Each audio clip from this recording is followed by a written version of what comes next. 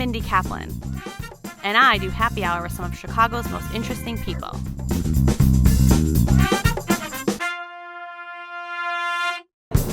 This week, I skipped the security pat-down and hit the runway with Greg Stallkamp, owner of Lakeshore Express. We sat down to talk about how he put his business idea into flight. Thanks.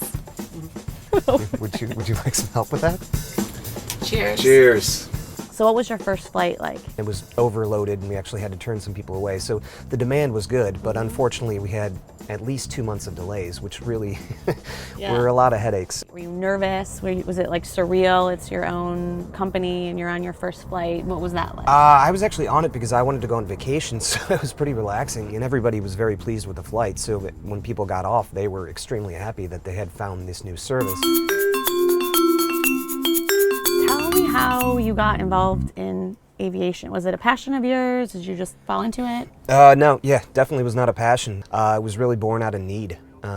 There's a lot of Michigan transplants who move to Chicago and live in Chicago, and they still go up north to northern Michigan as often as they can. So we started working with an operating company that does the flights and everything, and now we fly on a regular basis from Chicago to northern Michigan.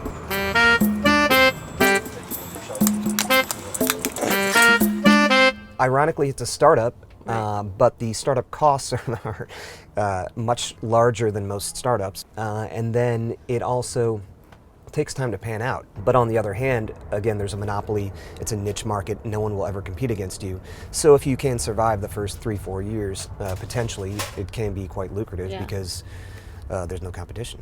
Okay, so I have to ask, is it safe to assume that you are a member of the Mile High Club? No, that's allowed. The bathroom's actually really small, so really it could never occur. It's not only illegal, but also impractical on our planes. Welcome aboard, passengers. Next stop is happy hour. What is your alcohol policy?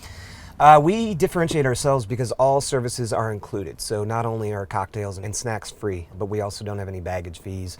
There's no seat fees or anything like that. And we're also trying to move towards free parking, but we're not there yet. So, it's only an hour flight, but a lot of people get 2, maybe 3 cocktails during the flight. Is there a cocktail maximum or you cut people off? No one's really pushed that limit.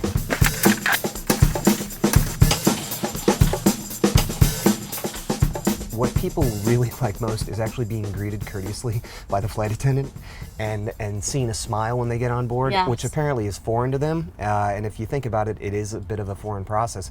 But they just like being treated with respect. Do you think I would make a good flight attendant? I don't know. It's you have to be really nice all the time. Yes, sir. Can I have some pretzels? Sure.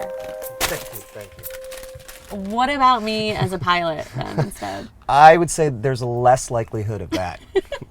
How about now? I still don't think it's a great idea.